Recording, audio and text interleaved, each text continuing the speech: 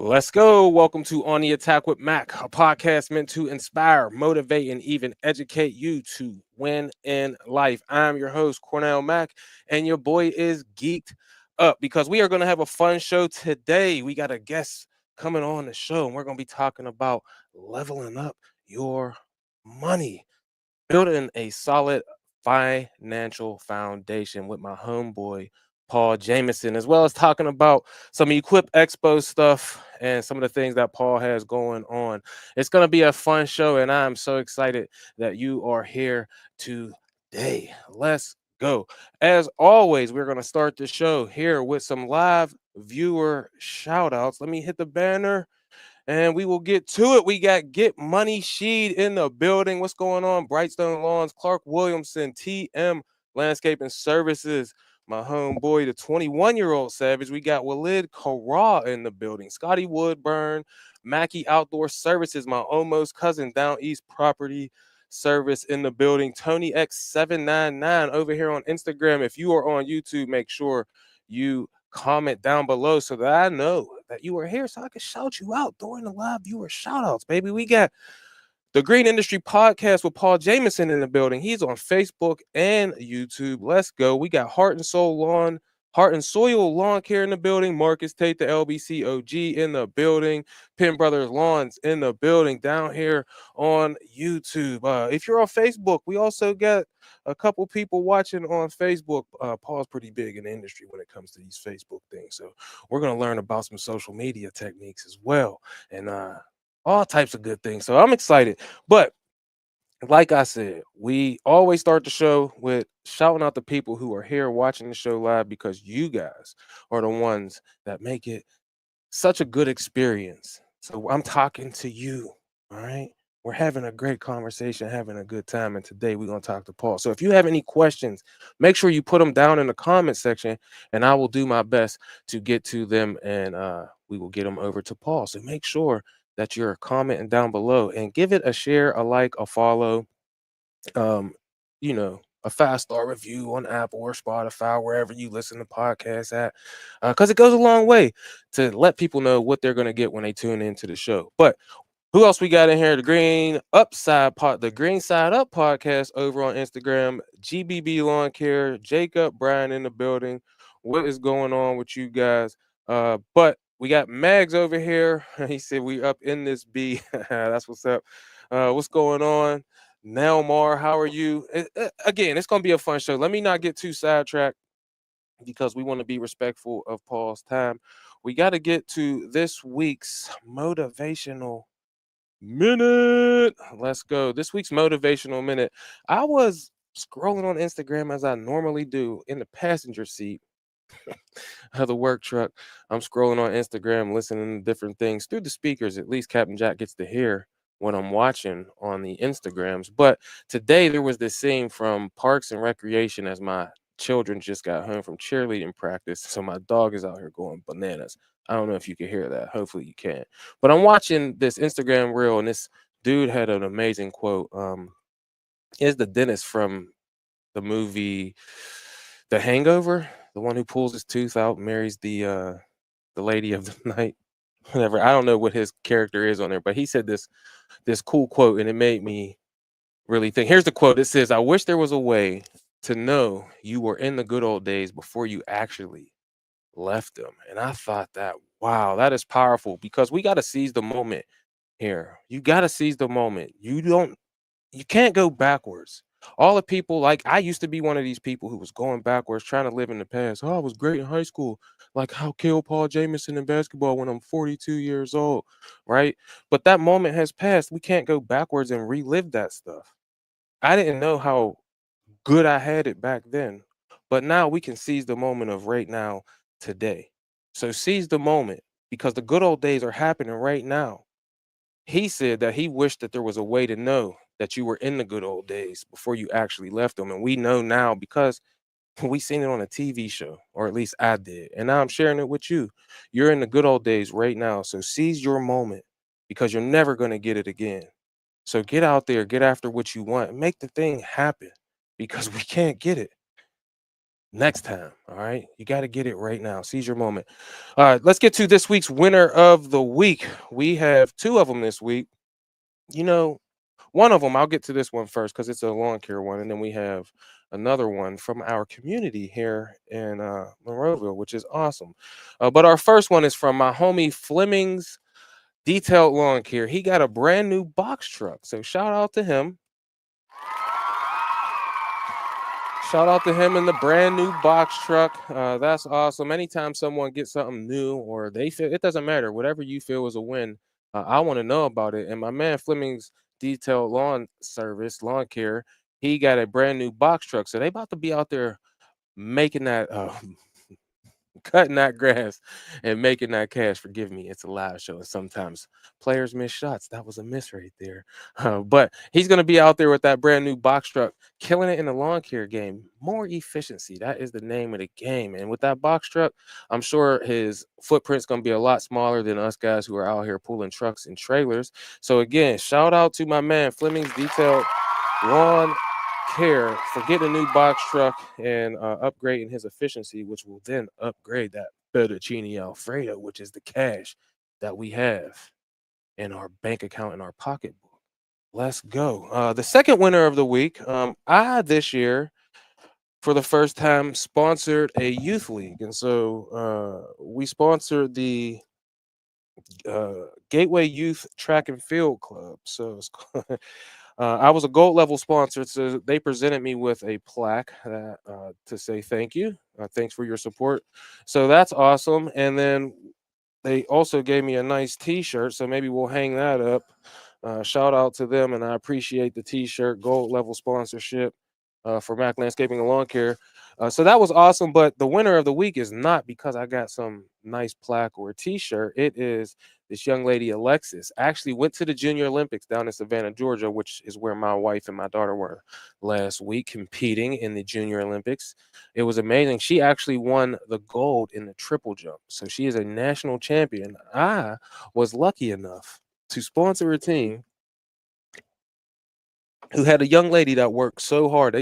They talked so amazing about her, about playing through injuries, coming to track practice even when it's wet or when it's cold outside, and just the work ethic that it takes to become a national champion. To be able to say you're the best in the country. She was a 15, 16-year-old division, and just awesome job. She also has a sister who throws discus and javelin, and she's a beast too. So shout out to Alexis, the 2025 triple jump gold medal national champion. Man, that's fun, man. Getting to see young people live their dreams and succeed. That's awesome. But now let's get to this week's word of the week. You know how it goes if you've been here for any length of time. But if you're new, my homeboy Marcus Tate, the LBC OG, as I affectionately have coined him, sends positive words of encouragement each week to I don't even know how many people. I happen to be one of them. So I like to bring those to you. So I asked him one day, you mind if I share these things that you send me each week? And he was like, no. And so now we got a segment dedicated to him, the LBCOG, Marcus Tate, Seeds Landscaping on Instagram. Go give him a follow. But this week's word of the week is train. Train is defined as to teach a particular skill or type of behavior through practice and instruction over a period of time. When you think about training, all I can see is Rocky Balboa in Philadelphia training for his boxing match. And anything that you want to be great at, you have to put in the training. From basketball and football players to military soldiers, your training is key to your success. Whatever you want to be, it takes time and instruction to become the best. So train in everything that you do because you have to put in the time and training to be a winner in life. Praise be to the Lord, my rock, who trains my hands for war, my fingers for battle. That is from Psalms 144, verse 1 in the NIV version of the Bible. Have a great week. Marcus Tate, I appreciate that. And he is absolutely right. We have to train. This is with podcasting and YouTube videos and Facebook posts and LinkedIn posts and all of that stuff is about being trained in what you do, whether it's sales or if it's cutting grass or if it's detailing cars or whatever the case may be in your life. You have to train to become the best. We remember the best. We remember the Tom Brady's, the Kobe Bryant's, the Wayne Gretzky's. We remember the LeBron Jameses, whether you like them or not. All right. We remember the people who have been training their best. We remember the Steph Currys of the world because they've been training their entire life to be great. It takes a long time. You got to train. I'm going to get to talk to someone today who's going to help to train you in your money, leveling up your money. And everything that you do is training. So you should be learning in everything that you do from every interaction that you have so that you can be a winner in life, just like a man, LBC Marcus, the LBC OG Marcus Tate just said. Make sure you're out there training. But now I usually go through my weekly recap. I'll just let you know today was a fiasco. I might have to do a separate podcast just for that because we have a guest tonight. But I'll just tell you, we got to the first yard. We'll have another podcast about this, I promise. We got to the first yard. I cut the first yard. It took me double the time it normally takes, and I'm using the HDX, the Toro HDX 60. We've decreased our times because of this mower. But I'm like, why do I have to keep double cutting? I made an Instagram reel about it today. It's on TikTok as well. I'm gonna put it on Facebook after talking to Paul. He just let me know you got to be on Facebook. But anyway, the I look under the dang on deck. I got 2/3 of the blades. I'm missing the whole blade. I just cut the grass with 2 out of 3 blades, man. 66% is not good when it comes to the amount of blades under a 3 blade deck. All right. So I should have probably it never occurred to me that I should check under the mower to make sure the blades were there when I didn't take them off. So I don't have a clue what happened, but we gotta find the blade. Without further ado, my man, he is the host of the Green Industry Podcast. He's been on the morning show down at Equip Expo. He has the Cut That Grass and Make That Cash book, the Know Your Numbers book. He has a whole lot of different books. I ain't gonna try and disrespect him, messing him up. He's a 5-time best-selling author, a podcaster who is one of the best podcasts in our industry. He's out here always trying to help other people. He's been like a brother to me over the last couple of years, just helping to school me along like when your brother was in high school, went through, he's younger than me, by the way, but went through high school and you're a freshman, they're a senior, and they're just trying to help you out so that you can navigate these waters well. That is what this guy has been for me. So without further ado, welcome to the show, my homeboy, Mr. Green Industry Podcast, Paul Jameson. What's up, What, Cornell? what's going on with you, homie? Thanks for coming on the show tonight. Yes, sir. Thanks everyone who's been tuning in. I've been watching the comments here. Yeah, we're normally pretty good in the comments, whether it's on Instagram or I can see the Facebook comments on the interface that I'm using here, but then I have another screen that I can see the comments on Instagram. So people are happy Awesome. that you're here on the show tonight, Paul. Yeah, We're looking forward to learning some things you got going on and hearing about everything that you got yeah. Shout out to Marcus currently. Tate, Cat Spring Lawn, Klein Lawn and Lawn Care and Snowplow, Chase Flemings, Cut That Grass and Make That Cash, Old Shirley, That's right. Bob's, Beeves. Let's go. Oh Shirley, my man, Chase Flemings, he was the winner of the week today. Shout out to him again, man. Let's give him a round of applause. That box truck was fire, and every time someone hits me up and they got something new, they've reached some new level, Paul. It's always amazing to be able to shout that out because when you become an entrepreneur and your mindset starts to change, it can be very lonely. And sometimes it's hard to tell people that I got a new truck because of how maybe you feel that they may feel about the fact of having that. But here, we like to talk to people who feel like they're doing things that are making them to win in life. And so, shout out to Chase for his brand new truck, but he's leveling up his fleet. You came on here to talk about your new book and some of the things you're doing to level yourself up. So, uh, if anyone doesn't know who you are, Paul, before we even get going, let them know. who you are, what you do, and then also plug the book right here at the beginning of the show. Yes, sir. The new book's out, Level Up Your Money. So it's biblical principles for financial success. So I started out a lawn business in 2011, Cornell. It was a train wreck for the first few years. I was so broke, I had to go work at the Carrabba's restaurant in the evenings just to make enough money to pay all the bills. And but then my lawn business really took a turn around 2015. I started working for the defensive coordinator of the Atlanta Falcons, and he started referring me to all these other coaches and players. And my business really started doing good. 2016 was an incredible year. 2017 was even better, and business started booming, as they say.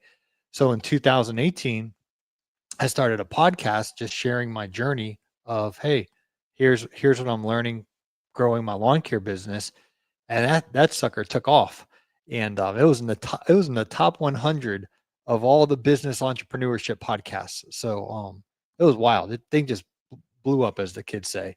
And so then in 2020, I was talking to my bookkeeper, and they're like, "You're making you're doing better from your podcast than your lawn business." And they're basically like, "Why don't you give more effort to your podcast?" Because I had brands like Echo and Toro, and these big brands wanted to sponsor my podcast back in the day.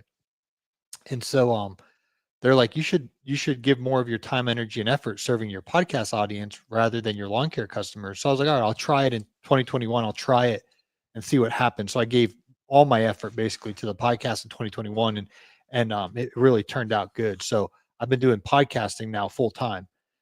Every morning, Monday through Friday, we do a fresh new show helping you grow your business, take your business to the next level and your life to the next level. So um, now I'm just full time, make content and have a blast doing it. Yeah, I know you've been trying to coach me up, but uh, that new book, Leveling Up Your Money, what inspired you, number one, to start writing books? But Okay. then what inspired this book? Yeah. So this book, well, I'll start first. In 2020, I wrote Cut That Grass and Make That Cash, which was just my story of my lawn business because so many people were asking me, and I was like, I'm gonna document it, turn it into a book, and hopefully when I die one day, I'm this old man in my 90s or hundreds. But I want my kids to be able to know, and my grandkids, Lord willing, about my my lawn business. So I just wrote a book called Cut That Grass and Make That Cash. And I just shared my story. Just from working at Carrabba's, the mowing grass. I had a Honda Accord when I started. I didn't even have a truck like Fleming's or whatnot. I was in a Honda Accord, 97 Honda Accord. It was raggedy. But I wanted to share that story. So I wrote Cut That Grass and Make That Cash. And it became a number one bestseller on Amazon. So that was really fun and cool. But then this book came out of curiosity. I spent about 100 hours on this book, more than that now that we're working on the audiobook and everything. But I wanted to find out what the Bible actually teaches about finance and about money. And there was a verse that said, the blessing of the Lord makes one rich and he adds no sorrow to it. So I wanted to figure out how do I get God's blessing on my life so that I can become rich, but without any sorrow attached to it. Because a lot of people who are rich, they have sorrow attached to it. So they might have a lot of money, but they got a lot of problems or a lot of sorrow connected to their wealth. But there's a whole other breed that has the blessing of God on their life, and that there's a rich, rich like money, Benjamins, dollar bills, whatever you want to call it, money. But there's no sorrow connected to it. The blessing of the Lord makes one rich, and He has no sorrow to it. So I went on a journey out of curiosity. What are the biblical principles about finance? And I became a student, and I just started studying this stuff and studying this stuff and studying stuff. And I ran into a problem, Cornell. My life, my thoughts, my bank accounts, my everyday life was so far away from what I was reading and learning, that the way God set it up for us to view and manage and handle money. And so this book was a big conviction for me to make some major adjustments and changes in my life. But I just documented into the book each principle that I found in the scriptures, and it's 13 chapters. So for each principle, I wrote a whole chapter about it. And I really believe this book will transform anyone who reads this book and actually does what the Bible teaches about money. It'll completely transform their finances. I've already been yielding my life to these principles, and it's been an absolute game changer. It's been amazing. These things Uh, work. That's awesome. So, obviously, we're not going to stay on the book too long, but what is something in the book? What is something in the book that's going to help someone so that they know what they're going to get whenever they purchase this book? What's something Mhm. that you think is really important? Yeah. So the way I wrote the book was it's like building a. I live in Tampa. There's all these cranes around town, and they're building all these new like skyscrapers. So and I like new construction, so I'm watching this stuff. So they start with the foundation. Like they build the foundation, and then they build the first story, then the second story, then the third story, then one by one. So in the book, I started with the basics, and then each chapter builds on top of it. So for chapter one, if you get the book, you right out of the gate, we we talk about budgeting and tracking your finances. That's principle one. So Jesus taught Cornell. He says if you're going to build a tower, why don't you first count the cost to find out how much it's going to cost to build this tower? Because how foolish would you be if you're halfway done building it and you run out of money and you're like, oh man, now you got this half built tower. And Mm, so, and there's a principle in the Old Testament that talks about knowing well the conditions of your flocks. So we might not necessarily have like sheep and herds of animals and stuff in Pittsburgh and Tampa, but we have bank accounts. We have we have things that we should know well the conditions of how these things are doing. So principle one of 13, if you want to understand what the Bible teaches about money, is number one, we need to be tracking where our money's going. And a budget, this isn't sexy stuff, but a budget is basically having a plan before the month of we'll use personal expenses, for example. How much is my rent? How much is my groceries? How much is my gym membership? You have kids you said are in gymnastics. That ain't free, right? How much is all that cost? And the school kids activities and all that. So you have a budget. Okay, this is what we have going out. And then at the end of the month, you look back, how much did we spend on all of that? And you actually track how you did and you analyze that. And so I know you're a big football guy. This is how football teams do. They plan all week. Here's our game plan. Here's our game plan. Here's our game plan. They go out and play the game, and then right after the game, they start looking at the film of what they did well and what they did bad, and then they make the corrections for the next week. So as business owners and just in general, even if you don't own a business, um, tracking our money and paying attention to where it's going, it's a huge biblical principle, budgeting and tracking the money. So from there, the book goes into the next layer of then work ethic, and you have to have a diligence and an excellence. So whatever you do, become the best at it, right? Who's LeBron James and Kobe Bryant? They were the best basketball players, right? Who's Tiger Woods and Jack Nicklaus? Do you know who they are, Cornell? Of course, I know who they are, bro. That's the Golden Bear Yeah, they're and golfers, Tiger Woods. Yeah, right? Um, and you can go in any genre, but if you want to be the best or the most excellent you can be at right. what you do. So if you're cutting grass, have the sharpest blades. Have blades first, and then make sure they're sharp too, Here he go. right? But I'm poking fun, but it's a biblical principle to stand out and be excellent at what you do and to work with diligence. And then from there, the next chapter, I talk about trust and your reputation. So the Bible says a good name is more valuable than riches. So in business, your reputation's everything. When somebody says your name, what's your reputation? Is your reputation that you show up on time, that you're reliable, that you're fair, that you're good? You want to have a good reputation. And then in the book, another thing we talk about is, as Naylor says, your network is your net worth. So I just share a bunch of Bible verses that talk about how important your friends are, and wise people walk with wise people, but fools walk with fools. And so Jim Rohn the motivational speaker said that you're the average of the 5 people you hang around, and the Bible talks about coming out from this bad company corrupts good character. So coming out from these people that are pulling you away from God, these people that are pulling you into foolishness, we have to disconnect from those fools and get connected with people who challenge us to honor God, who challenge us to live right, who challenge us to reach our potential. I was telling you off here, I hang around with this fella in Tampa. His name is Myron. And this guy makes $1 million a month. And he drives his Bentley SUV. He has a Rolls Royce. He has all these fancy cars. But every time I see him, he asks me the same question every time. I know he's going to ask me. He's like, "Hey, Paul, is business booming?" Like that's what he asked me. But it challenges me because I know he's going to ask me, and I want to have a story to tell him. I want to say, "Yes, I just landed this deal, and this is what I did," or "Yes, yes, yeah, yeah," you know. And Mm. but I'm trying to hang around with people who challenge me um to get to that next level. And there's a whole bunch of other things. I'll just quickly read the chapter titles. There's another chapter on the power of margin. So having space. I see a lot of people, and I used to do this.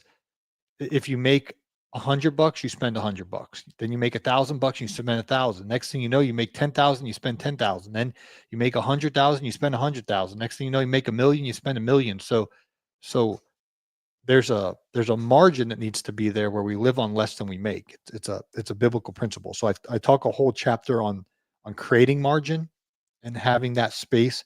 There's a chapter of what the Bible teaches about focus, what the Bible teaches about prosperity, and and it actually teaches that we should prosper in our soul and in our finances. That we should be in good health, and that our soul should prosper, and that our finances should prosper.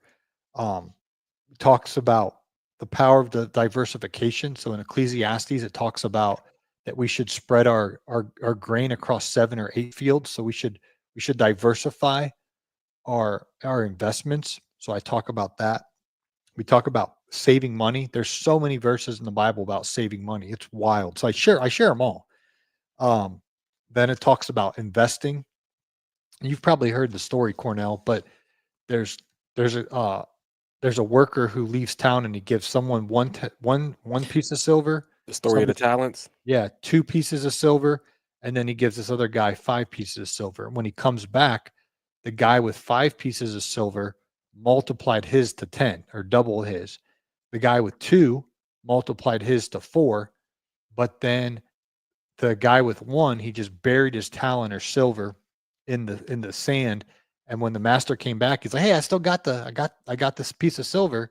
And the master called him wicked and lazy. He's like, "Get out of here, you wicked and lazy servant." And he kicked him out. And then the guy with 2 and 5 who grew what they had been entrusted with, he called them, "Well done, my good and faithful servant." And he's like, "Take the one." So listen to this, Cornell. He says, "Take the one from the guy with one and give it to the guy with 5." This is the exact opposite of what we do in the United States of America. United States of America, they take my money and they give it to the guy with the who's not doing nothing. You know what I mean? Yeah. It's the exact opposite in the Bible. Mhm. The master's like, "No, hey, that guy who's lazy, take what he has and give it to the person who's actually multiplying." And in the Bible, the very first command that God gives is to be fruitful and multiply. Yep. We're supposed to be multiplying. And where I got uncomfortable hanging around Myron, everything he's doing is multiplying. And I'm sitting here my life slowly getting a little bit better, a little bit better. And he's multiplying exponentially. Right? Yesterday or today, he's flying on his private jet. He gets back, he's gonna get in his Bentley. But my point is, I'm like, why is this man with one leg, essentially, why is everything he's doing multiplying? And I asked him, and he's like, God called us to multiply. If you're not multiplying, you're not following God's path for your life. And so I was like, ouch. What do I have to do to start multiplying? And so anyway, there's more in the book about investing. The chapter 11 in the book is the biggest secret. If you start doing what I talk about in chapter 11, you'll your life will completely change. It's my biggest secret that I found in the Bible, and since I started doing it, it's been an absolute game changer for me. And then we talk about lifestyle creep. So when you do start making more money, don't just increase your lifestyle. Hmm. Um, but the lifestyle should increase with ratios. And this is something I talked to Myron about because he used to be rich and he spent all his money and he went broke. So Mm. he started making money and he bought $1 million house and he bought a nice car and all this stuff. And then 2008 happened with the or whatever. There was a hiccup in the economy, and he lost it all. So then when he started getting it all back again, he's like, this time I'm gonna have so much. I'm not going to increase my lifestyle until ratio wise, it's just such a small portion. So anyway, this book, if you're curious what the Bible teaches about money, I go so in depth in this book. And it was just my own curiosity. I wanted to learn this stuff. I was intrigued why Myron's so successful because he always talks about all these biblical principles. Like I want to read it for myself. I want to learn it for myself. And I did, and I wrote it in a book called Level Up Your Money. So it's on Amazon. It's called Biblical Principles for Financial Success, and it's on the Amazon. That's fire, and I'm happy that you brought up the story of the talents, Paul, because when I heard that story, I was going through the transition to starting to do this stuff, starting to create content on YouTube and Instagram and doing podcasts. And when I heard that story is like this, we all have amazing talents. Like you were given amazing talents. You might not have figured out even what they are yet, but we all have these amazing talents. I never imagined, Paul, that I would be able to talk as well as I can talk now. And you just get better because you keep training your talent, like the word of the week, right? But a lot of us are burying our talents. The reason I feel so strongly about people getting on social media is because you could be the one. If- I love Paul, and even Paul knows this. He's just as human as I am. None of us are Jesus. We weren't put here to bury our talents and not to showcase them to the world. Because when you see someone else's talent shine through, maybe you have a talent like that. I wouldn't be podcasting if it wasn't for Paul Jameson and me hearing him and me hearing Julio Tomei and me hearing these people who were showing off their talents, not burying them, but multiplying them. And a lot of these people that I know now are living fantastic, wonderful lives that some people would never even imagine, but they're doing it. And it's not just in our industry, it's all over the internet. Content creators of all shapes and sizes, from comedy to cooking to lawn care, Paul. It's amazing that people, when they start to try and multiply their talents, what they can actually become. So I'm happy that you brought that up, and that you're giving people a way to actually have that foundation, like we say in the title, that financial foundation for grow into whatever you want to become when it comes to having your money right. Yeah, and I have to admit when I read that story, there's the guy with the one who is called wicked and lazy, and then there's the guy with the two that doubled his, and the guy with the five that doubled his.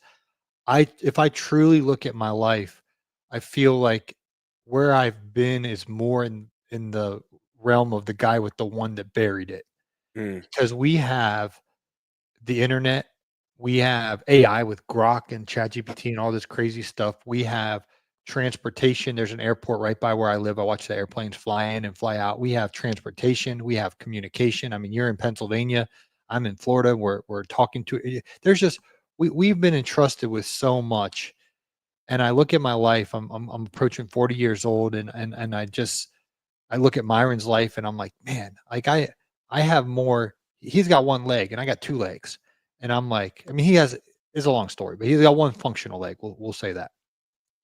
And I'm just like, I feel like Cornell, I haven't been reaching my potential. I've been burying my talent in the sand mm. and looking at these scriptures and being honest with God, I haven't been multiplying. I haven't. And so I have to get my life yielded to the multiplication that we're called to. And so I read that story and I tremble because the master's calling me wicked and lazy if I'm being honest. And I know there's so much more that I could produce in a day. And the reason is I was telling you off air about my friend. He he posted a whole bunch on Facebook last month, and he made a whole bunch of money. And his wife worked so hard on them creating content on Facebook out of all things. And I was talking to him and he was telling me this, and he made so much money. He made so many posts and he did all this work. And I was like, dude, you're married, you have 2 kids. I'm single. Like I got all day to work and do, just productivity.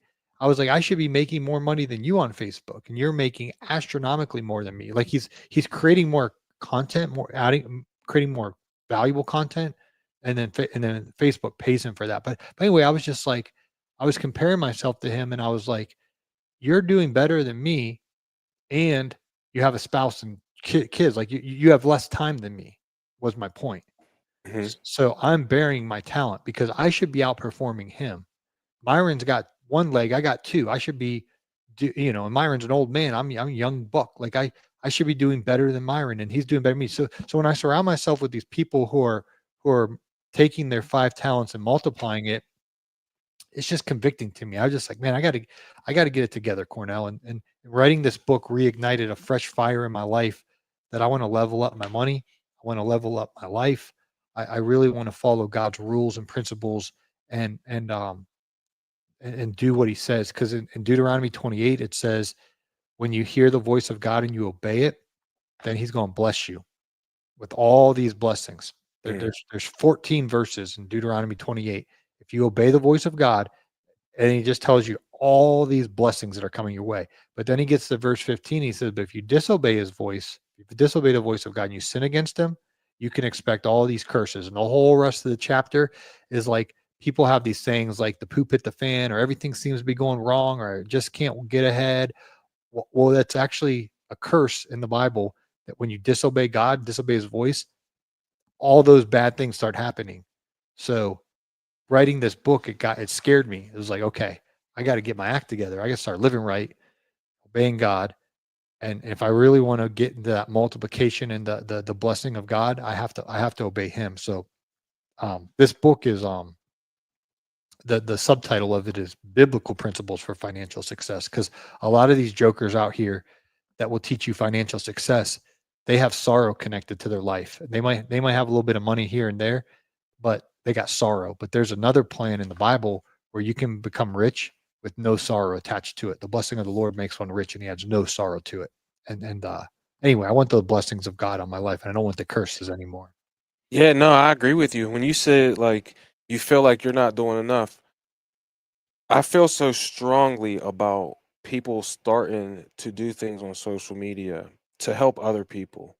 Another thing I've heard Jim Rohn say that he learned from Dr. Earl Shoaff was if you help enough people get what they want, you can have everything that you want.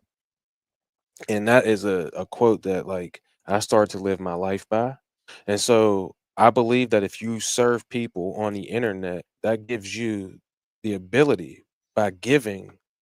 I heard Jim Rome say this, by giving is what opens up the doors for you to start to receive. So you give out everything, live your life, be used up.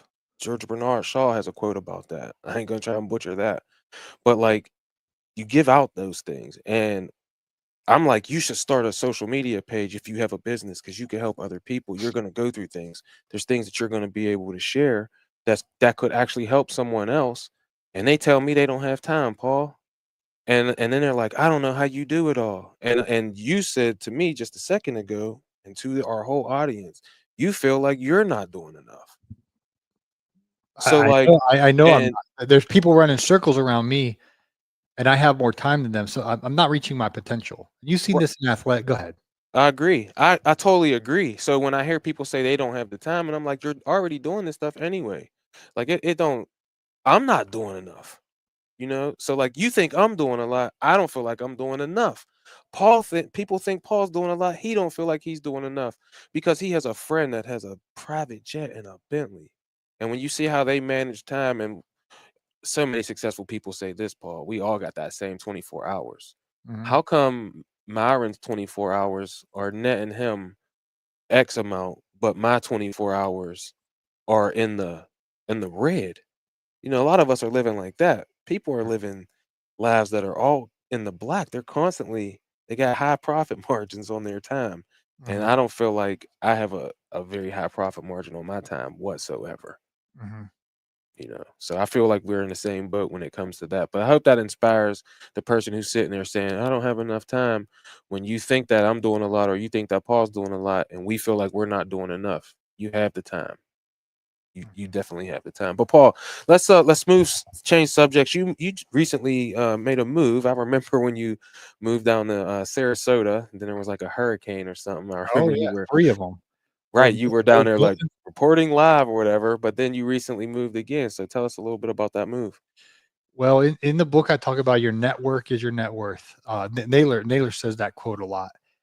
And so I had I had made a lot of friends in the Tampa area, and it's 52 miles from Sarasota to Tampa. And so I started driving to Tampa like 4 or 5 times a week, and then I'd drive back down to Sarasota, but it was like 2 hours of driving every day. And Myron was like, why don't you just move up here and we can play more golf together?" And I said, "Say less," you know what I mean? And so I told my apartment, I was like, "When my lease is up, I'm moving to Tampa." And so I moved up here, and we've been golfing pretty much every day he's in town.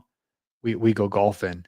And so I moved up here with the intention of getting close to the fire, or getting in the room, or whatever word you want to like, whatever word you want to say. But I literally moved up here for networking, because my friend Myron is super successful, and he's friends like his friends are epic. And I get to meet him, and I get to golf with them, and I get to kind of, become friends with some of them. His one friend gave me his phone number the other day, and I couldn't believe I met this guy. I was like, so I'll tell you the story. Um, I went to a conference in Louisiana a couple years ago. Cornell. It was called the Millionaire Boot Camp, and they taught you how to become a millionaire. That this fellow that was the teacher had a net worth of, I think, like 150 million. His name was Timothy. He's from South Africa, so he had this awesome accent. Like, he talked. I don't know if you ever heard someone from South Africa talk, but they're pretty smooth. Yeah, I love that the South African accent. It's Yeah. awesome. So he was telling all these crazy stories, and he used to do door to door sales selling home security systems. And so anyway, after the event, I followed him on Instagram, and I watch his content, and he shared this story, Cornell, of how this guy, well, he was putting his kids to bed. It's a true story. It's crazy. He's putting his kids to bed. It was about 10 o'clock, and he prays for his kids before he puts them to bed. So he's like, God bless them to get sweet sleep, and bless their day tomorrow, and yeah, yada yada yada. And he's praying for his kids. They fell out. I mean, they're sleeping. They fall asleep. They're just out like a baby. Two little kids, so they're sleeping. So he's sitting there, and he's like, "Well, I'm still praying." So he's like, "God, he's like, do something cool for me tomorrow. Show me, just do something cool out of the ordinary to show me that you care about me."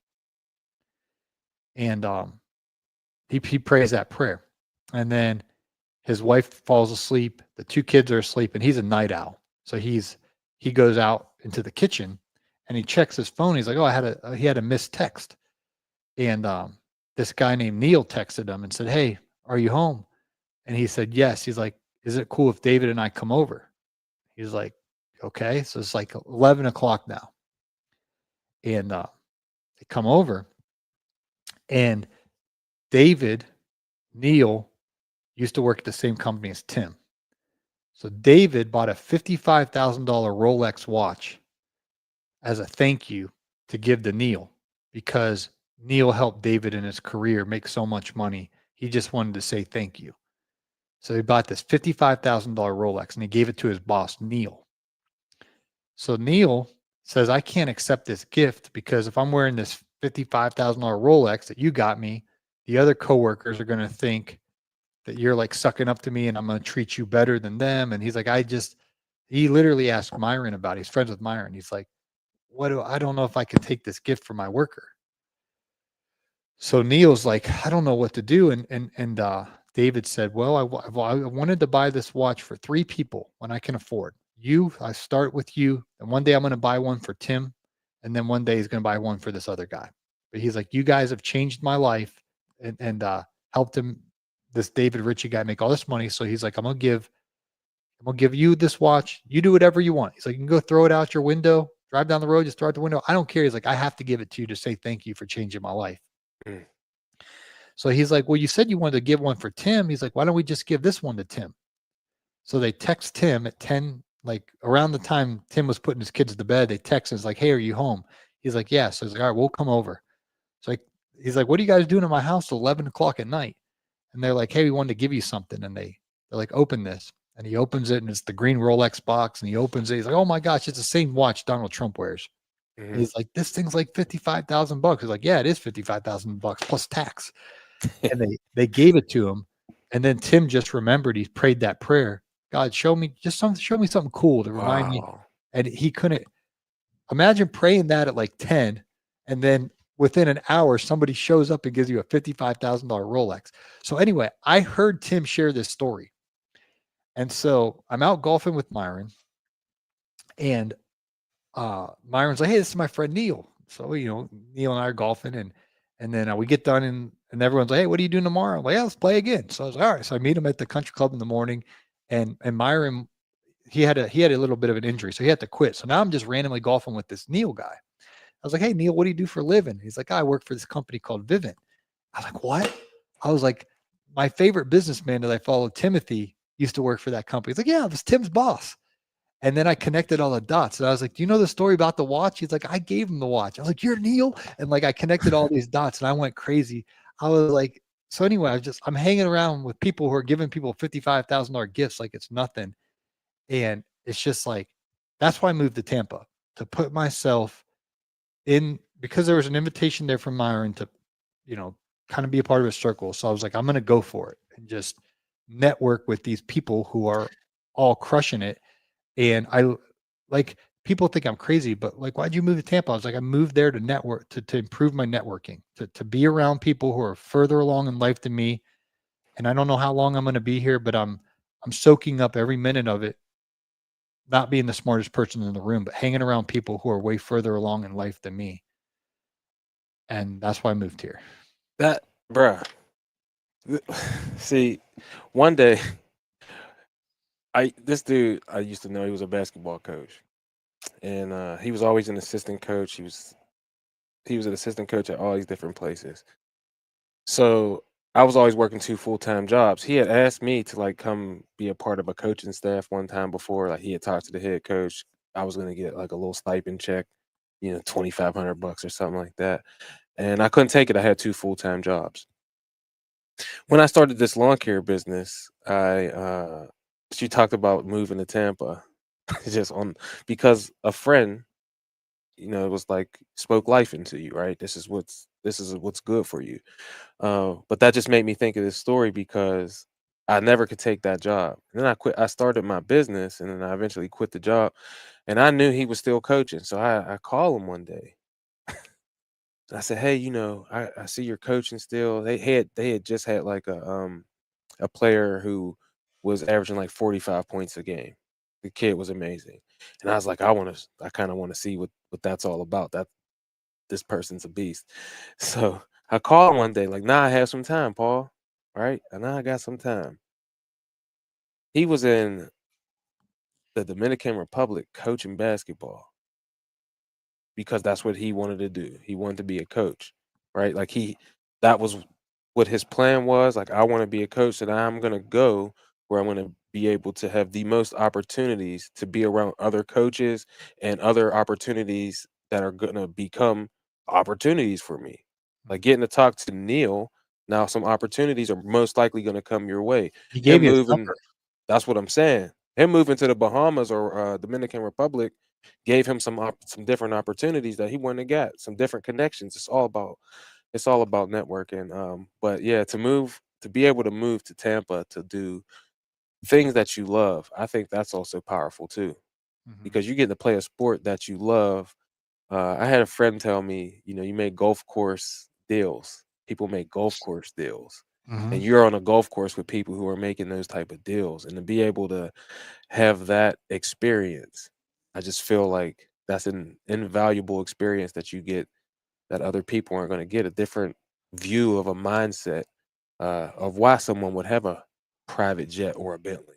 You Mm, know, I think that's awesome, Paul. mhm. Tell us about the Golf Channel, though. Yes, as a experiment, it's called Paul Jameson Golf.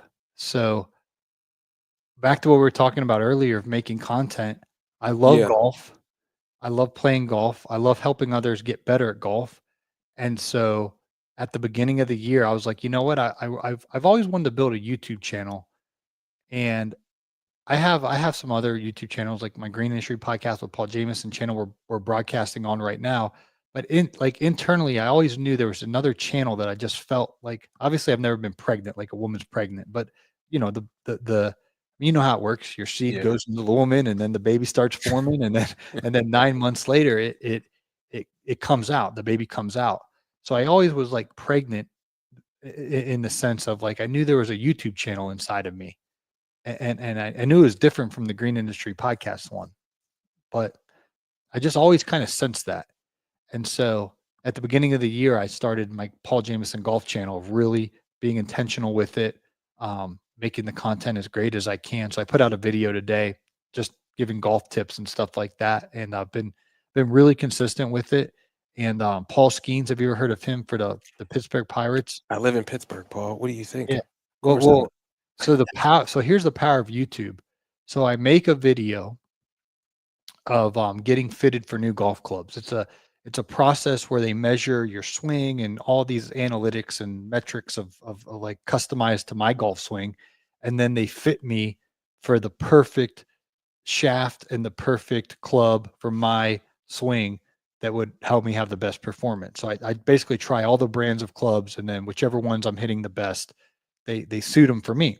So I made this YouTube video. It had 12,000 or 14,000 views, something like that. So not like it wasn't like viral like Mr. Beast getting tens of millions, but for me, 12,000 was huge. I was like, Yeah. that's big.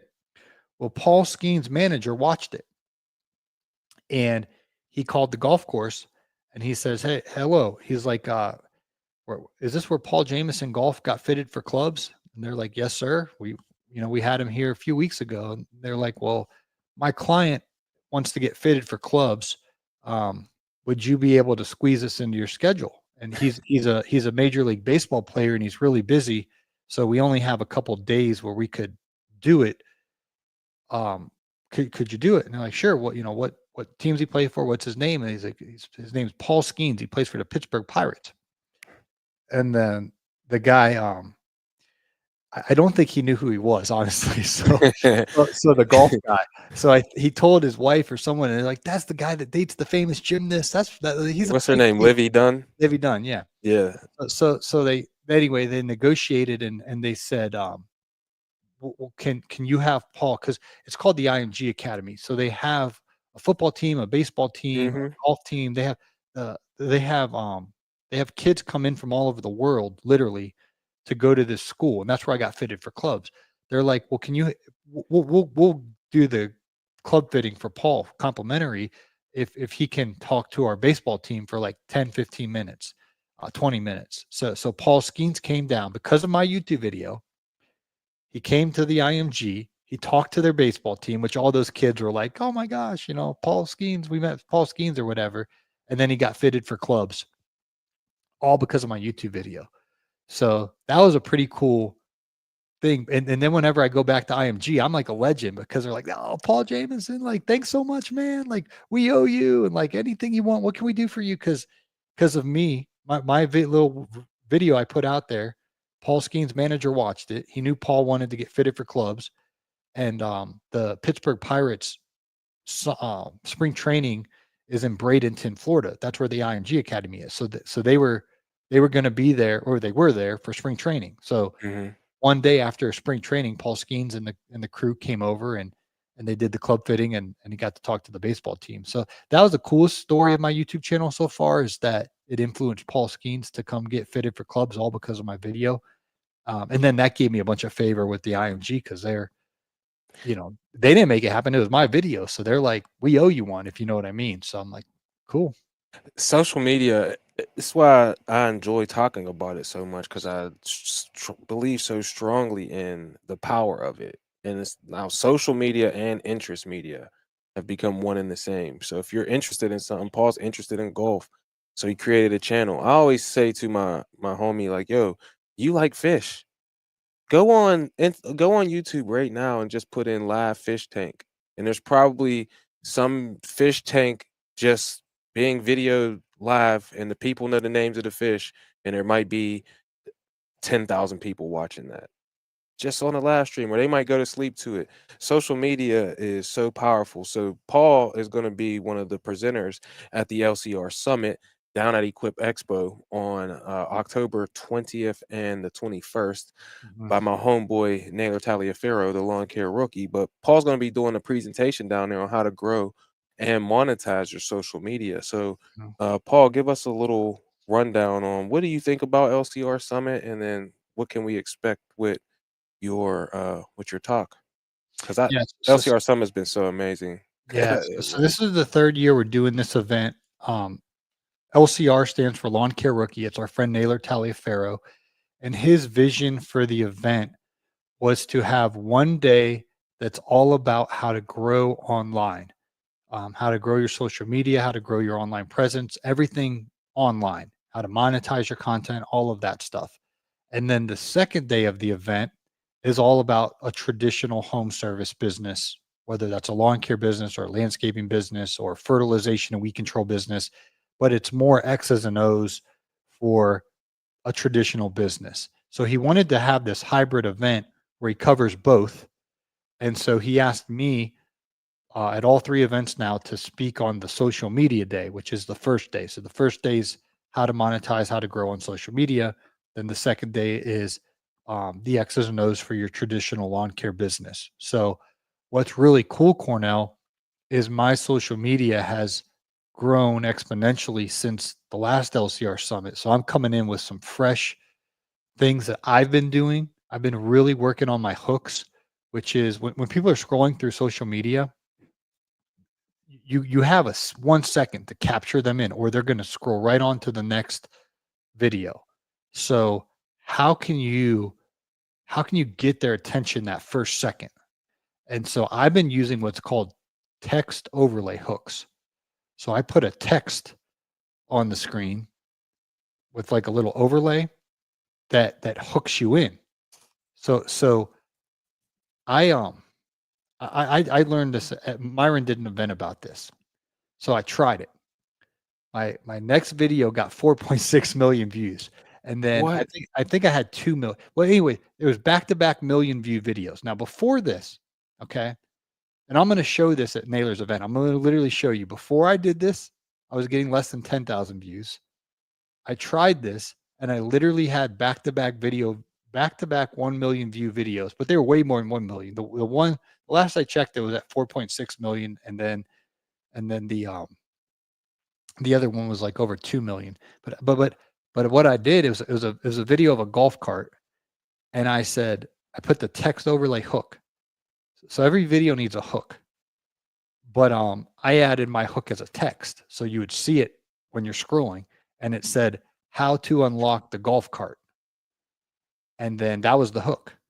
And so then it showed like if you go golfing, they have this golf cart, but it doesn't let you drive everywhere. So I showed you how to hit like it's like a video game where there's a cheat code where if you hit like all these spots on the screen, it'll unlock it, and then you can make it so you can drive the golf cart anywhere. And so Wow. then all these people shared it, and then that got the algorithm going. But it all started with my hook because as soon as you saw the video, you said how to unlock a golf cart, and people are like, I don't know about this, but if you watch the video, it actually show you like it's not clickbait. It's like you actually get the payoff of what I promised in the hook. Right. And then I've been trying, and I've been asking ChatGPT. I use Grok now, but I was using ChatGPT back when I figured this out. But now I use Grok. So I'm like, Grok, here's what my video's about. What's the best text overlay hook? Tell me like 30 ideas. And then like I've been obsessing about my hooks. So anyway, I'm gonna share that. I'm gonna share that and at the event some of my discoveries, and then I'm gonna show how my social media. So on Facebook, before I learned this at Myron's event. So I was telling him about, I was like, dude, this stuff works, Myron. He's like, oh, this is awesome. And this lady named Adley taught me all this because she spoke at his event. But Yeah. I got on Facebook, it shows you how many views you get. So like the last 28 days, I got like between 17 and 19 million views That on is Facebook. insane, But man. what's insane, Cornell, is my friend Zach, I was telling you off air that I talked Mhm. to. When I talked to him last week, his like 28-day thing was he had 120 million views on Facebook in 1 month. And so that's where I'm like, I'm underachieving because he's doing 10 times more than me, and he's married with two kids, two little Mhm. kids. But they're obsessed with figuring out how can I make the best video possible. And so Mr. Beast, if you watch his first, like if you go on his channel and you go all the way back, you can actually hit a button that says view by like Most newest to oldest. popular, or Yeah. yeah. Well, like oldest to newest or whatever. But you go back to his beginning, his videos were kind of raggedy, but they each one kind of got better. And so with content, if you make more content and you actually analyze why did that video flop? Why did that video do so bad? Why did that video flop? And then, oh, I got a good one. Well, why did that one do good? And you just start studying this stuff and then you start making more videos. I think I posted on Facebook today 6 times, not counting this video. This is probably my seventh post on Facebook today. Mm. Posted a couple times on Instagram. I posted on my YouTube channel probably 4 or 5 times today. I posted on TikTok 2, and I got one saved as a draft. I forgot to upload it, actually, I just remembered. But, but I'm always posting. I'm just posting, and then studying. And then at the event, I'm gonna talk about the monetization. So you can make a lot of money off social media. Myron makes his YouTube AdSense is between 50 and 70,000 per month.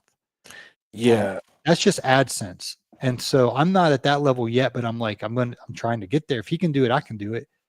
And these platforms, YouTube AdSense pays you, Facebook pays you, Instagram doesn't pay that much, but they pay you. TikTok pays you. I haven't got into Snapchat, but they pay you. Um, and then you can get sponsors. You can do all these other things. So I'm going to teach um my blueprint of how I make money online. And it's funny because there's all these people are like, I want to be a full-time content creator or I want to be an influencer. It's like popular, but a lot of them aren't making that much money. But I don't want Yeah. to sit here and boast and be like I'm making bank because compared to Myron and compared to my friend Zach, I'm underachieving, but I am earning a lot of money on the internet. And at LCR Summit, I'm going to teach what I'm doing. Like I'm going to just be an open book. Here's what I'm doing to make money. Here's what's working. Here's the hot places. And if for anyone who's interested in learning how to monetize their content, I'll be there to help as much as I can on that first day at LCR Summit, the Monday. Yeah, that's what I'm excited about. And don't let me forget to mention Mac 50 will save you 50% on your equip registration. If you haven't signed up already, what you waiting for? The hotels are going fast. And me and Paul, we're going to be hanging out down there from Sunday to Friday. And you need to be there too. It's half price right now. You get your ticket for $15 all the way till September 4th, I believe. And then the price jumps up again. So use code MAC50. Save yourself 50% off that registration and come see me and Paul down at Equip Expo. Let's Yeah. go. And Go ahead. I was going to say, so the LCR Summit, you and I are planning on getting in on Sunday, October 20th, Hmm. or whatever the date is. Maybe it's the 19th. But then the LCR Summit starts on that Monday. I think Monday is October 20th. Yeah, it is. Yes. Then, so I'll be teaching the social media secrets on that day. Tuesday, there'll be a bunch of teachers on growing your lawn care business. This is at the LCR Summit. So you need a separate ticket for LCR Summit than Equip Expo. But then the Equip Expo will kick off on Wednesday at the Kentucky Exposition Center. That's Wednesday, Thursday, Friday. And you're doing your bowling event on Wednesday evening. Mitchell Gordy's doing a kickoff event at Merle's on Tuesday evening. Then you're doing your Vernon Lanes on Wednesday evening. Naylor's doing his rally, a YouTube rally where Geek the Freak, Greg Chisholm's coming on Thursday Hmm. for the rally. For those of you who don't know him, he was the first person to make lawn care content on YouTube. So he'd film himself mowing. He had this raggedy little 21-inch mower, and he'd be mowing this ghetto little lawn in Illinois. I mean, these lawns were pitiful. It was in the ghetto, and he's sitting there, and he'd film it, and then he'd do a voiceover, and he'd be like, "All right, guys, today I'm mowing," but no one had ever done this before. So he was literally the pioneer Mm, of filming lawn care content. He's doing it before Keith Kalfas. He was doing it before Stanley Dirt Monkey Genetic. He was the pioneer, the OG. So Naylor and I found them on YouTube. We started watching him. Man, this guy's hilarious. And he's really funny. And he's just showing himself, he'd get in his truck and he'd eat his little snacks and he'd show you what the weather was for the day. And it was so awesome to watch these videos of this, you know, guy mowing grass. And then it inspired Keith to do it, and then Stan Genetic, and then Naylor, and then Blake Albertson came around, and all these people started following after. And now it's like a thing to be right. showing your lawn care on the internet. But he started it all, and he's going to be there. It's his first time in 10 years to go to Equip. It used to be called GIE back the last time he went.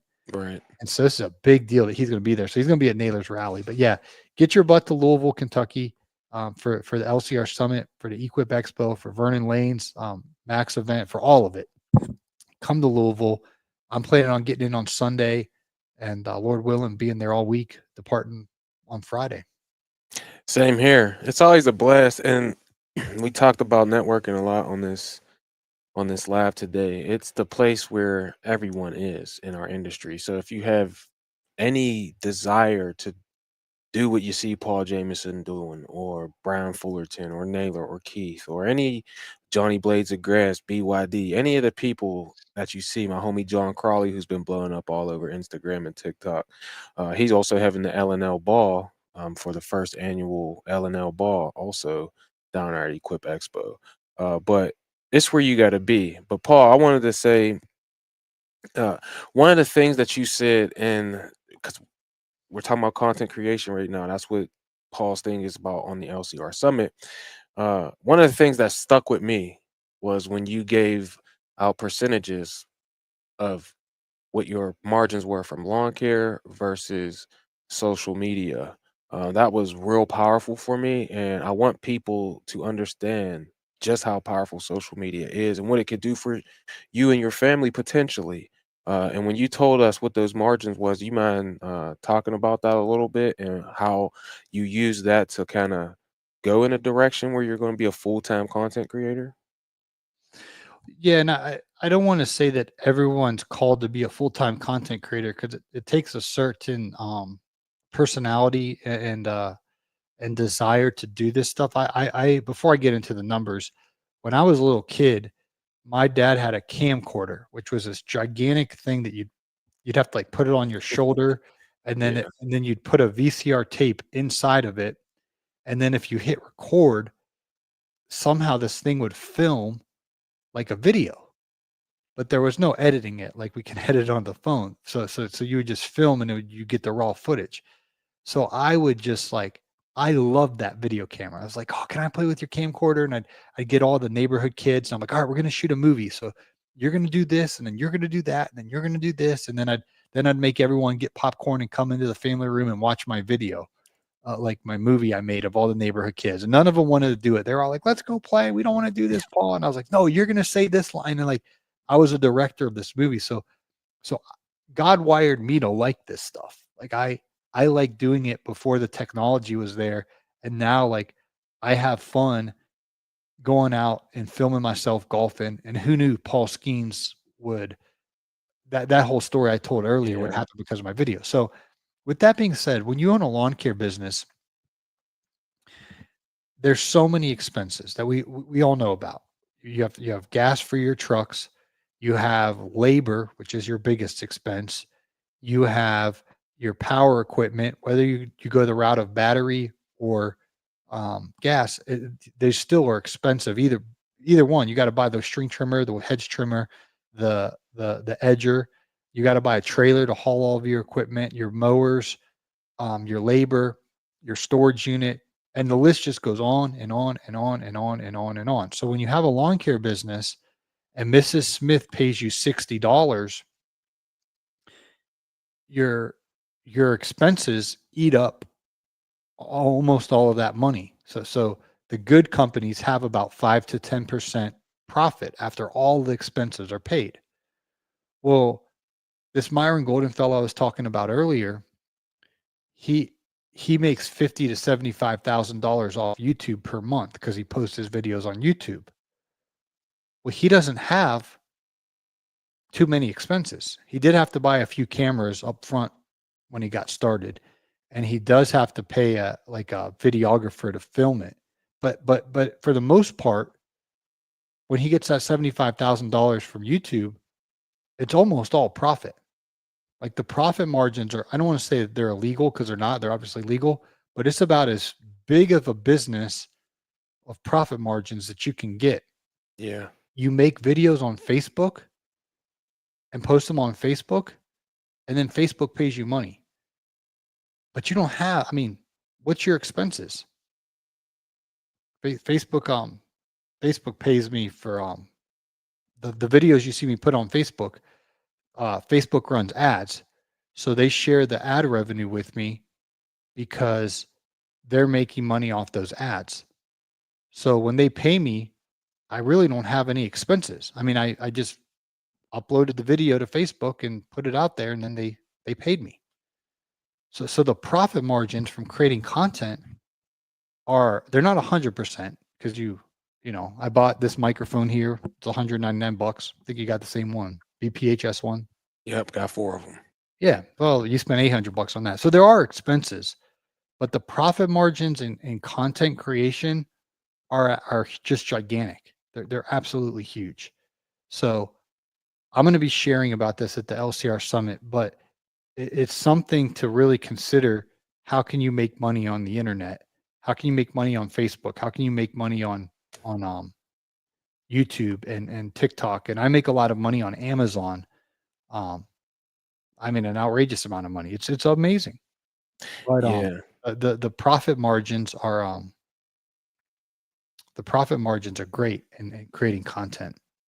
The wild thing too is this. I've told several people I was gonna first initially bring this up in my private group. The Lightbringer University group is coming soon. Make sure you hit me up, Mac_landscaping412 on Instagram or at maclandscaping412 at gmail.com with your first and last name and your email address so I can add you to our waiting list. But I was gonna wait to talk about this till then, Paul. But one of the reasons I feel so strongly about people starting social media was your talk where you gave out those percentages and said just how astronomical that gap is. And then I also thought about this when we talked earlier about you have time. Is like once you create that video, it lives forever on the internet and you never have to go back there again. Me and Captain Jack are doing 97 yards a week, Mhm. Paul. For that grass to get cut, we got to be at that yard every week. We have to be there. It's not like we cut the grass one time. We never have to come back to that yard and it's going to continuously pay us. Over time, it's just like the stock market, the videos that you create or the podcast that you create, the opportunity, the AdSense comes in, obviously, your mind awakens to other opportunities that are out there. And then this slow trickle happens. And once you get from 5 videos, you're going to get nothing. But 100 videos, you might get $400. When you get 1,400 videos, you might be getting 20,000 because of who you've become in the process of creating those videos. That's another thing that I learned from you, Paul, through a podcast that you sent to me that would had Mr. Beast just being a genius for like 2.5 hours on the Lex Friedman podcast. Yeah, that was And I'll good. never forget when he was talking about what he would do if he knew he had 30 days to live. He's like, just create content and schedule release it, and because you get that's an asset now, just like the stock market. So get on Well, one of these social media places. Go ahead. yeah. So I spent about 100 hours on this book, but I only had to write it once, Right. and I put it on Amazon. And now for the rest of my life, hopefully, it'll still be on Amazon. I can't really control that, but for now it's on Amazon and we're in great standing. So somebody will buy it and then they'll find value from it and they'll leave a 5-star review and share their testimony. And then someone else will read that and be like, oh, well, it's a good book and I'll buy it. And then they'll find value from it and it will keep going. But I, I only had to create this asset one time. Um, and then it will pay me for the rest of my life. And it's the same with the YouTube video. You put out a banger and then people are still watching that video I made of my golf club fitting because they found it interesting. I only made that video one time, but it keeps paying me. Um, and then if you have hundreds of videos out there, you know, my friend Al Blades, I talk to him a lot. I'm like, dude, keep making these banger YouTube videos. He makes so much money from that AdSense. And I was like, there's no other place you're gonna make that much money, doing something as cool as like going and mowing an overgrown lawn like that. I agree. It's just creating that, like you said, you only had to write that book one time. Once you create the video, you only got to do it one time. And you never know what opportunity is you're going to get because of that video. Paul had a professional baseball player come speak to a bunch of kids because of a video, you Yeah, and know? Greenscape says something. He said, think about how many of those kids were influenced by meeting Paul Skeens. They'll remember that the rest of their life. Yeah. But the whole reason those kids got to meet their baseball hero, and most people don't like Paul Skeens because he can throw a nasty curveball. They like him because he dates this Livy Dunn girl, I think is she's this hot gymnast from LSU. But the crazy thing is, Paul Skeens' manager watched my video. Then they got Paul Skeens at that golf fitting, and then he spoke to the high school baseball team, they'll remember that the rest of their life. But it was all because I made a piece of content. And honestly, my 5 videos before that one were flops. Flop, Mhm. flop, flop, flop, flop, banger. And so that's another thing, um, Cornell, is most people have a flop or 2 and then they just quit. Like, oh, Yeah. that didn't work out. I've had hundreds and hundreds and hundreds. And what I mean by flop, not like basketball where LeBron acts like he got fouled when he didn't. A flop is you put out a video and it just doesn't really, barely anyone watches it, barely anyone comments, barely anyone likes it. It's just, we call that a flop. But Mr. Beast had flops. Every content creator has flops, but you just gotta keep creating and ask yourself, why did this piece of content not resonate with people? It obviously didn't bring enough value to the viewer. So it's not the algorithm that doesn't like me. I'm just not making good enough content. And most people, I know I'm stepping on toes here. Most people won't push past that and really look in the mirror or look on the phone and be like, why is my content not doing good? Because it's not good. That's why people aren't watching it. Yeah. And so then we have to ask, well, how can I make it good? And that's what I'm going to teach at Naylor's event. But that's what I'm starting to figure out. Oh, when I do this, okay, I figured something out over here. Oh, well, when I do this, it flops. Okay, when I do, and then we just start figuring it out. Yeah. I agree, bro. It's crazy. Like once you start to do, it's just like any other thing, bro. We talked about training today. Like every video is a new part of your training, and we should be learning something. You talked earlier. I always love the sport analogies, right?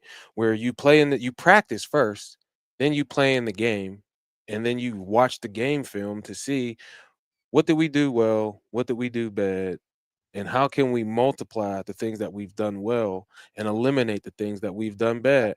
I've been doing this I only have like 163 videos now compared to people who've been doing them, and I took a little bit of a hiatus for the last couple months because I was just having a creative, like, I don't know where I want to go with this thing. But like once you make the video, it's just there, and then you get to watch it over again.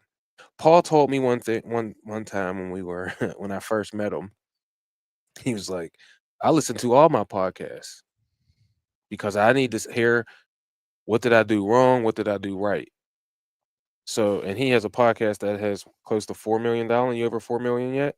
Downloads? Almost, we're almost there. Yeah, we're almost there. But when I'm listening to my own podcast and Hmm. then I'm getting bored, I'm like, man, this is bad. I'm thinking, oh man, this is, and I'm, but I'm like, why did it get bad? And then I was like, oh, I'm rambling on about the same thing. I could have just made my point and moved on to the next thing. And yeah, I I listened to learn what I could do to keep people's attention better and serve them at a higher level. I think that's fair. I listen to learn. I think that a lot of us can take that as advice that we need to do is listen to learn and not just listen to be entertained. Like a lot of the things that are there, one of the things I heard, which was advice from you that you received from Myron was like, if you're not if you're not rich, you shouldn't be watching football. Oh man, when he You said know? that, he said TV in general. He's like something I don't understand. He's like, you're broke. What are you doing watching TV? Like he literally said, this was like real life. He's like, we took the TV out of my house because he was broke. He's like, we're not watching TV. We're gonna figure this thing out. And so his kids grew up with no TV because they were broke. He's like, I can't sit here and watch. This is why he doesn't watch sports. Why would I watch some other man pursue his dream? You Mm, know, like I'm gonna Baker Mayfield's our quarterback here in Tampa. I used to watch Baker Mayfield every Sunday when he was on the Browns. I used to have a Baker Mayfield jersey. Like I used to be a grown man wearing another man's name on my back. yeah. Now and that's just stupid. But now I'm like, you know what? I'm gonna be somebody where, one day maybe Baker Mayfield will see me in public. Hey dude, I see your videos. Or like, who knows? I mean, whether that happens or not, cool. But I'm not wasting another minute of my life watching Baker Mayfield. I'm gonna identify who God called me to be and get out there and serve people at the highest level. And he's serving people by throwing a football well or whatever. But I'm Myron basically said, if you're broke, you shouldn't be watching TV. Mm, And I would add on to that. If we're broke, we shouldn't be scrolling on social media. We should be nose down, working hard, serving customers, making money. And then you want to watch TV or scroll on social media one day when you're rich, that's fine. But like I really have decreased the amount of sports that I watch, Cornell. I know you're a big sports guy. I used to watch so much sports until I started hanging around Myron. He talks so negatively about sports. He's like, "Why why are you watching that?" Like they don't he says, "Who's your favorite team? Pittsburgh Steelers?" yeah. No one on the Pittsburgh Steelers is sending you money to pay your mortgage. Correct. I agree. None of them care about you. We Yeah. care about them, the black and gold, baby, but they don't care about us. We prop them up and that's why they make so much money because we give them our money. They're not sending us any money. So he talks real negatively about sports and he doesn't watch it. Like guys they'll start talking sports and I can tell he's like he has no idea what they're talking about. Like he literally you could say like whatever, he's like he doesn't know. Yeah. I think is that was powerful for me when you said that. It was like because you got it from someone who Dave Ramsey says, "Live like no one else, so later you can live and give like no one else." So you to take your TV out of the house is like people think you're weird, I don't have it. Yeah, I but don't it's like you're broke. You know, like everyone around me is broke, and we're all doing the same broke things. And to hear from someone who's a millionaire, multimillionaire, making $1 million a month on a regular basis, that's crazy. Like, why wouldn't you want to listen to that type of advice? I do want to listen to him. He drives a Rolls Royce and then we went golfing last week and I see him driving in this SUV. I was like, that's a Bentley. He gets out. I was like, "You get a Bentley?" And he's like, "Oh, I'm just test driving it right now. I'm thinking about buying it."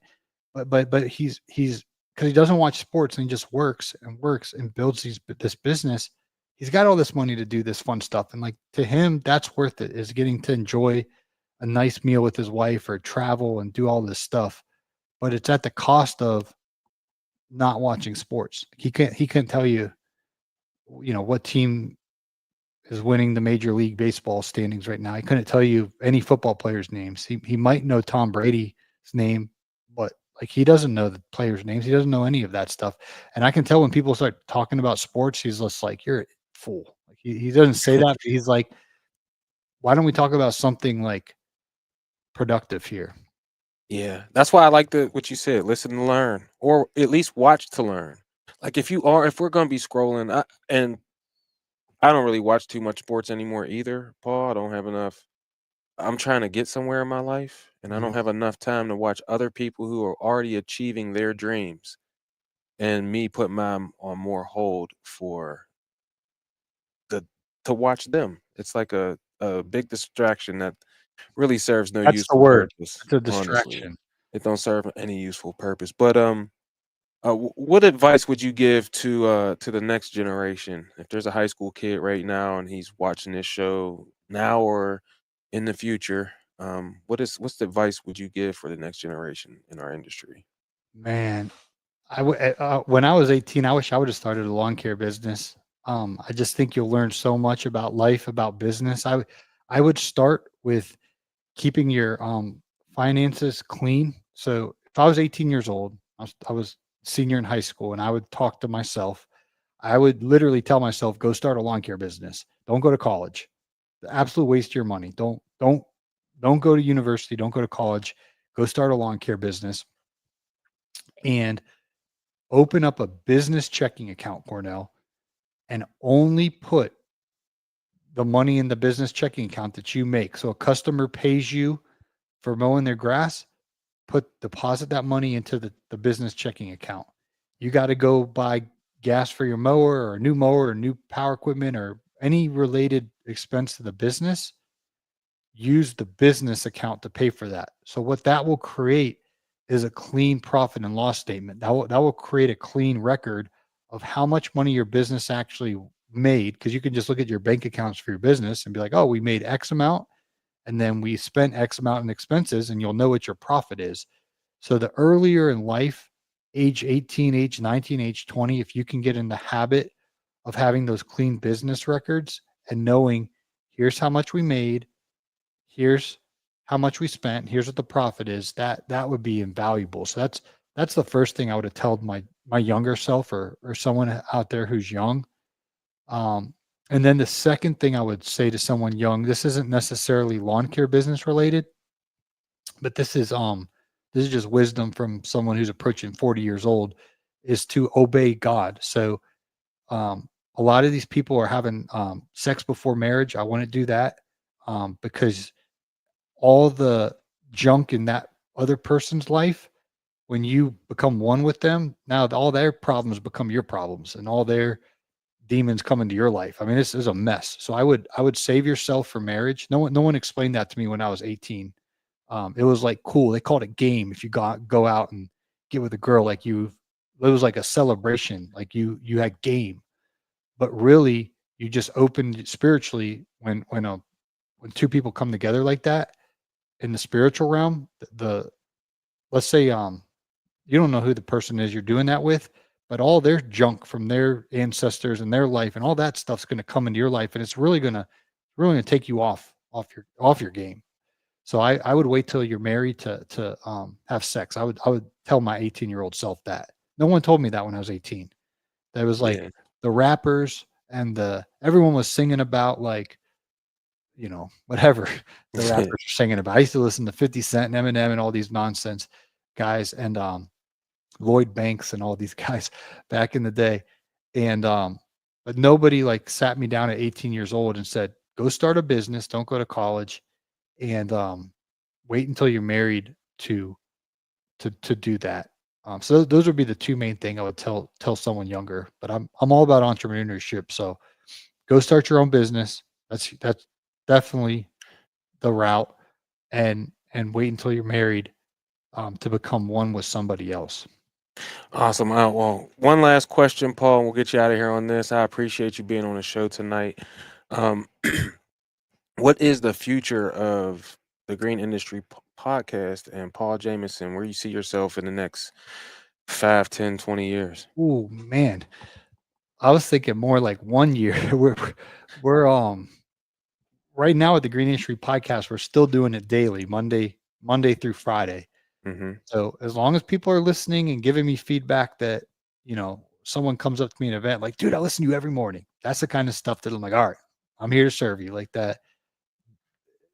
The more people that give me that kind of feedback, the more it fuels my energy to keep creating content at the highest level. Um, I'm at my golf experiment. we'll see where it goes. Right now, um, I think the AdSense it's like $60 a month or $100 a month, so it's not like a lot, but maybe that will take off. I don't know. But what I think so like 5, 10, 20 years from now, I honestly don't have a plan, Cornell, but my goal is that I'm following God, like I'm obeying him and I'm in the will of God. That's what I'm really concerned about 20 years from now and I want to go to heaven. Like I believe when we die, we either go up or we go down. We either go to heaven Yeah. or we go to hell. So I'm like 5, 10, 15, 20 years from now, like business plan wise, I don't really have a plan, honestly, but my spiritual walk, I want to be I see so many of these guys in their 50s and 60s and they make dumb decisions and they like your whole life you can build trust and then in 1 minute or 15 minutes you could screw it all up. So I want to be walking with the Lord 5, 10, 15, 20 years from now. That's like the main first thought I go when you ask me that question. But career wise, I have no idea. We'll finish this year strong, creating the best podcast we can for the green industry podcast. I kind of like at the end of the year, that week between Christmas and New Year's, to kind of plan the next year, kind of if there's an adjustment or whatever to make. Um, I usually do that around September when they have what's called Rosh Hashanah. It's the New Year for Hmm. Jewish New Year. And then I like to do that with the American New Year, kind of going into 2026. So I honestly have no idea. Um, but I'm going to go golf with Myron as much as I can, learn from him, and then make content and see what all happens.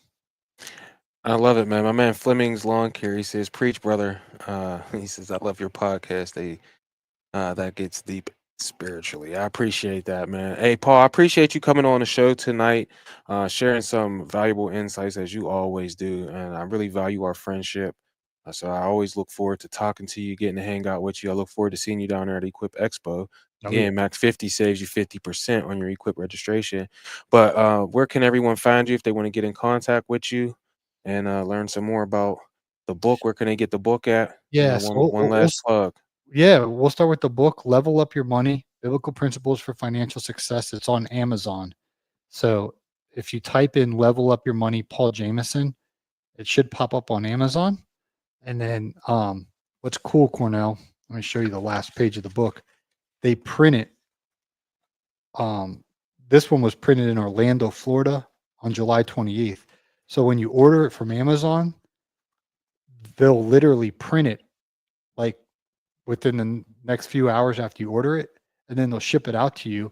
And on the last page of the book, it will tell you what city and state it was printed in and on what date. So that's pretty cool. So you can get your copy of Level Up Your Money on Amazon. And then if you want to follow my podcast, we do a show every morning. It's called Green Industry Podcast with Paul Jameson. And then if you want to hang out on social media, I post on Instagram every day. Um, at Real Paul Jameson is my handle over there, and I post on my Instagram story every day. Today I was down at the pool, so what